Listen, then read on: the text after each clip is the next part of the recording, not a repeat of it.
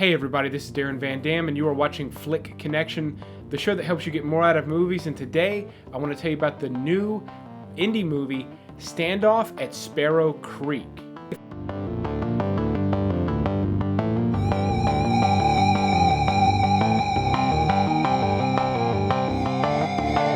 Now this is actually a movie that came out in 2018. It did a festival circuit, got released on VOD for like a fairly high price, but only just recently became available to rent. So now you can get this for just a few bucks on Amazon, iTunes, wherever you want. Not quite sure if you can Redbox it, but I would definitely look out for this one and keep a lookout for it because I do recommend it.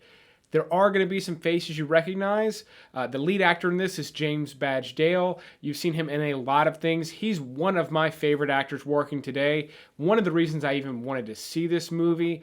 Gene Jones has a good appearance in. I recognized most, not all, but most of the other actors. And the movie is full of some really great performances. It's actually written and directed by Henry Dunham, who is a first-time director. He's done some shorts, first feature-length film. He did a great job for his first feature-length film. It's about a group of militiamen. They're operating illegally, they have illegal weapons, they have a stockpile, and after a massive police shooting takes place where they live, they meet up at this lumberyard where their stockpile is kept, and this is all given to you in a trailer. This is the setup, so this is not a spoiler. One of their guns is missing, and it's the same type, generally, used in the police shooting. They're the only men with the combination. The movie does a great job of setting it up so that it, believably, one of the 6 men present at the facility at that time is very likely to be the shooter. And they have to then start investigating and trying to figure out who did it. So this is a format you'll be familiar with. You've seen this play out before. This is a good telling of this type of story. It all takes place at this lumberyard, which played out really well for me for a couple of reasons. One, I actually grew up on a lumberyard, so there was this sort of unexpected nostalgia element. So I'm maybe a little more endeared to this movie for that reason than a lot of people would be naturally. But the setting was very realistic. Having grown up on one, I liked where they set it. And as a result, the movie has a very interesting but great and consistent color palette, which isn't the most important element in a movie, but it really shines here. The light kind of bouncing off of the warm, unfinished wood. You see that color everywhere, so much so it's dominant in the poster for the movie, and it plays out well. It ties everything together really well.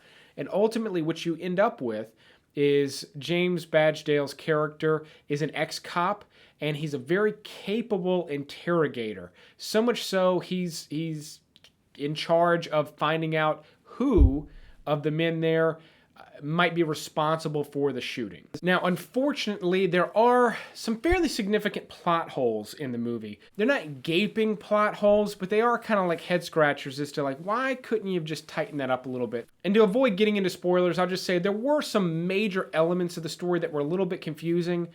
Like, why is this militia willing to do some of the things it's willing to do? It seems fairly inconsistent with what these sort of like quote-unquote prepper types might actually be doing, you know, and their relationship to law enforcement seemed really skewed from reality, yet I don't really know of any militiamen, or at least if I do, I'm unaware that they are.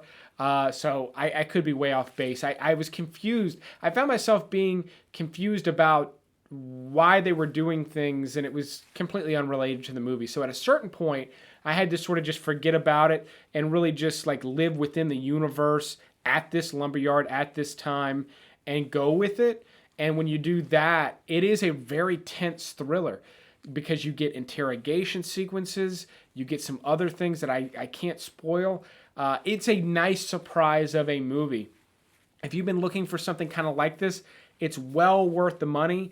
It will probably end up on Netflix or Amazon sometime in the relative future, maybe another 6 months or so. But if you're looking for like a newer movie, something you haven't seen, and you want to spend some money, this is a great way to go. I did not feel like it was a jip or waste of time. In fact, I decided to do a review. If you know me at all, if you're not new to the channel rather, you know I don't really talk about movies this way if I didn't like them.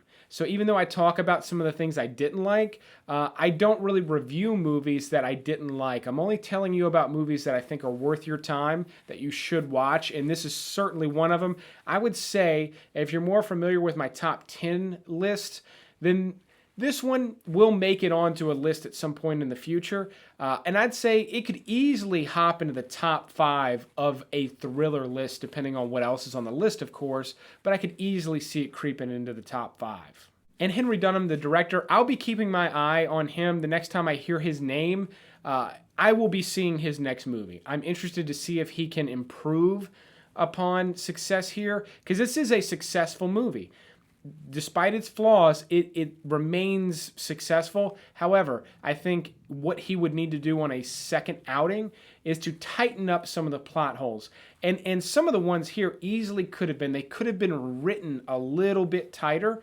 And I think revisiting a script with that lens, I think he's only going to get better. And this is a very, very promising directorial debut. But I will keep making reviews on little indie movies like this one as long as you keep watching them. Thanks for checking this one out, and you will see me on the next one. If you'd like to support the show, you can do so a number of ways. You can become a Patreon supporter like one of these fine people. There's an Amazon link in the description. If you're going to buy Blu-rays anyway, just follow that link. I'll get a little bit of kickback. But any way you like to support the show, likes, comments, subscribe, shares. Don't forget, there's a share button. You can actually share this review with people that you think will like this movie and this review. So do it. But I appreciate all of you watching, and you will see me on the next one. I got to come up with a better second sign-off, or I got to stop doing this second sign-off thing.